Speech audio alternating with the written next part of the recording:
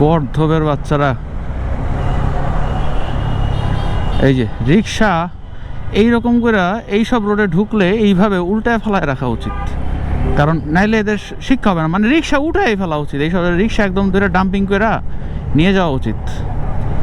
সব রিক্সা মানে সব রাস্তায় রিক্সা উঠতে দেওয়া উচিত না। তাহলে যারা এই যে প্রাইভেট কার নিয়ে, বাইকের হিসাব বাদ দিই, যে যারা প্রাইভেট কার নিয়ে চলে তাদের কিন্তু অনেক ভোগান্তিতে পড়তে হয়। বাইকারদের জন্যও পড়তে হয় ভাই, অনেক বাইকার আছে যারা উল্টাপাল্টাভাবে চালায়, এদের কারণে ভোগান্তিতে পড়তে হয়। রিক্সা তো আছেই, এখন এত টাকা দিয়ে একটা মানুষ প্রাইভেট কার কিনা যদি ভোগান্তিতে পড়ে ট্যাক্স টুক্স দিয়া, কারণ ওরা যে পরিমাণ ট্যাক্স দেয় রে ভাই, বাৎসরিক, মানুষ তো ভয়ই কিনে না। 125 পালসার, 150 আর 125-এর মধ্যে খুব একটা তফাৎ নাই লুকিংয়ের দিক থেকে, যেমনটা জিক্সার 250 আর জিক্সার 150-এর মধ্যেও সেম অবস্থা।